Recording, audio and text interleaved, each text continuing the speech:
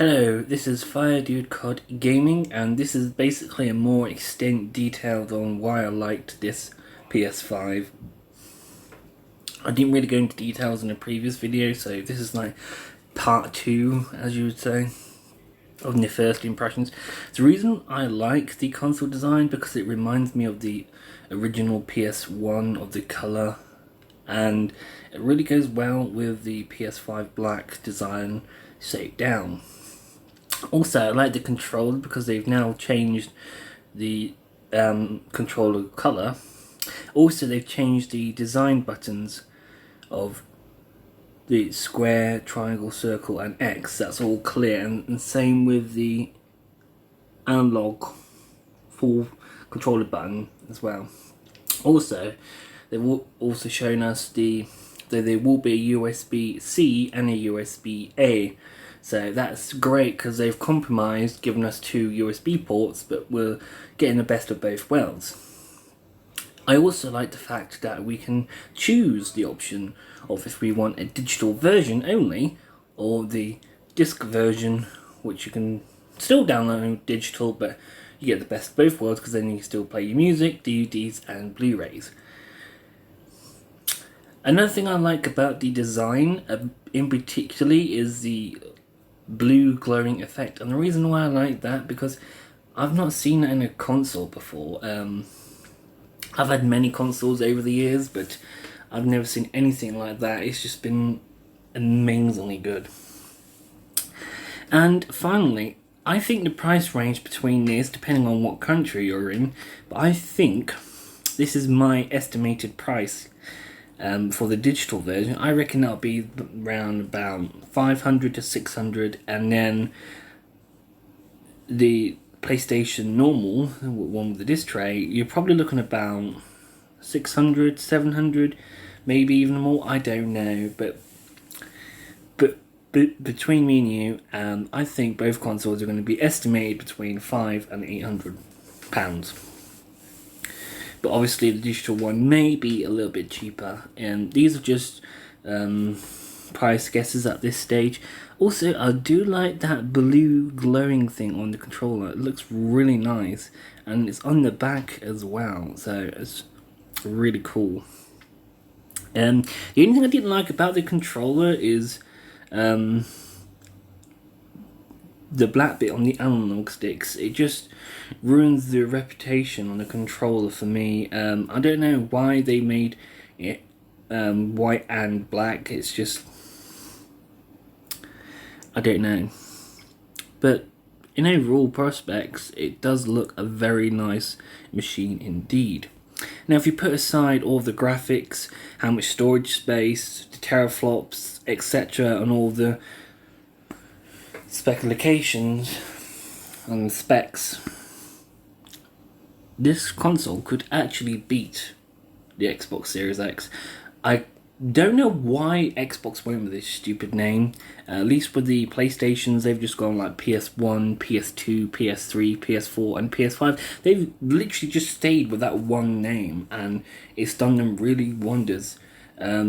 The PlayStation 2 was the most successful console of all time. We'll mention that in another video at some point. Another thing to point out is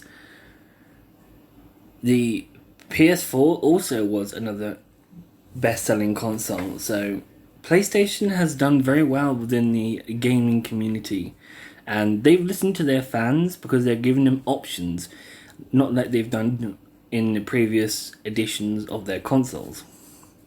So if they only give us, for example, the digital only, they would be outraged. But if it was only on the disc version, people mind because people normally intend to buy that sort of version. But like others have said on YouTube, this could be the last current gen with disc trays. Does that mean we're all going to be getting digital only games now? I don't know. Prices are going up every year on games. It's becoming harder and harder to obtain games unless they're on sale. And some AAA games don't go on sale at all. Excuse me there. Another thing to point out, why do people prefer USB-C to USB-A? One, it's faster, and two, it's more usable and reliable than the USB-A port. But it does give fans a choice.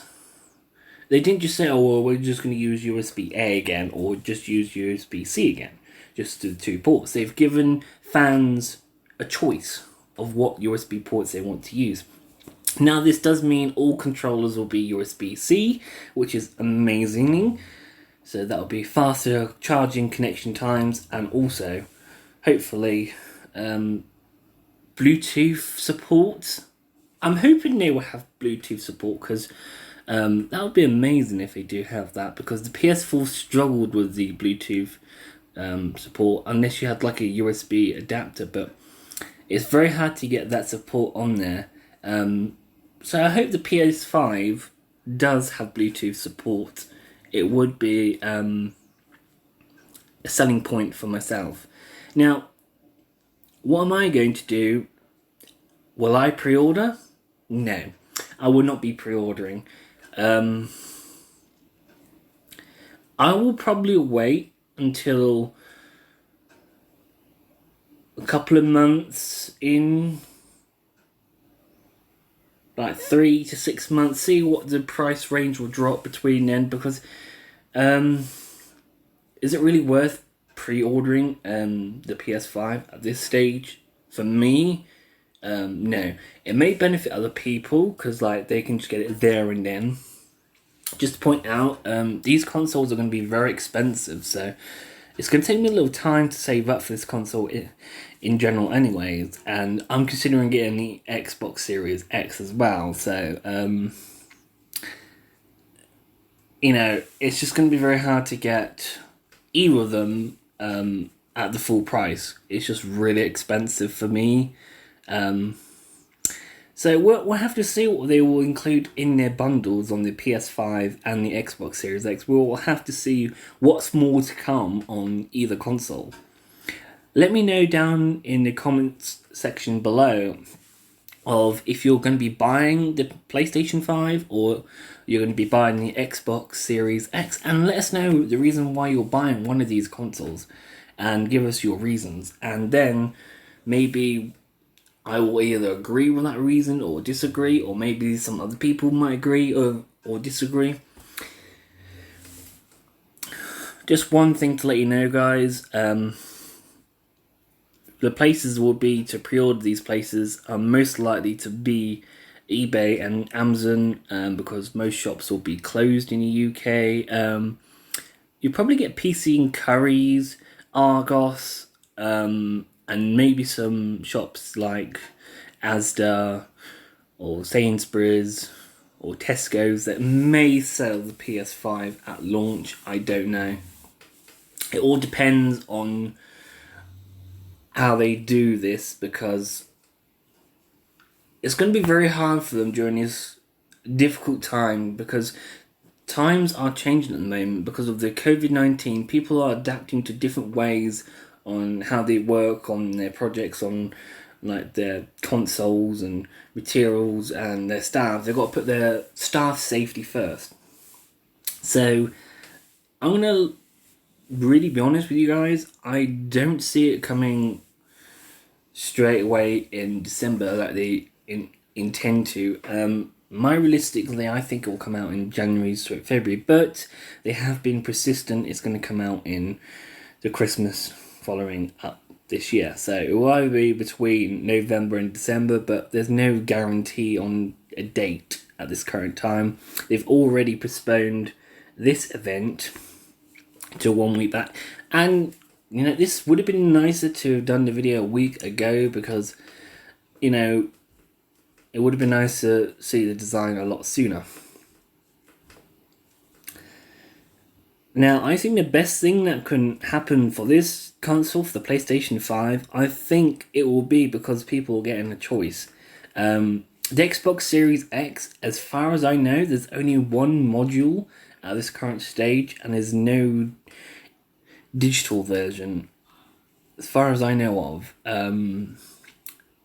But Xbox has done digital editions of their consoles later on anyway, so they may do it later on, but Sony will have the upper hand because they've already announced they're doing a digital version. Wow, it's gone 10 minutes on this video. I would have done a longer video yesterday, but it was just a quick reveal trailer plus the first impressions. That was like part 1. This was like part 2. I just didn't have time to do it. What I will do is, once this video goes up, I will leave it for a week or 2, and then I will put both videos together and just make it into one. So then you can just watch the whole thing in one go.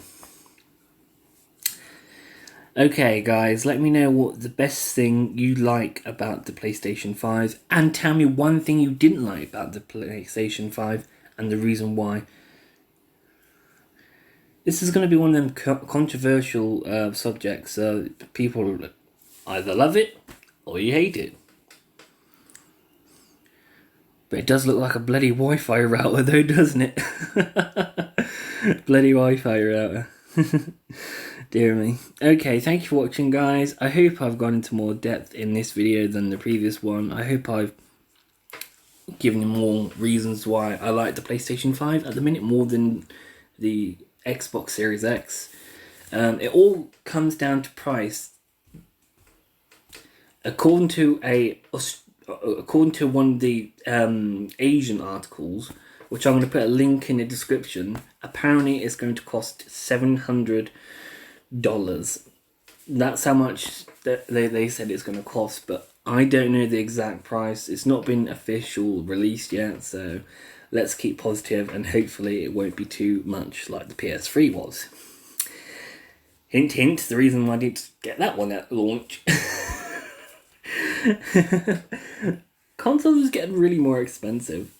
Okay, COD Gaming signing off. Thank you for watching guys. Remember to like and subscribe.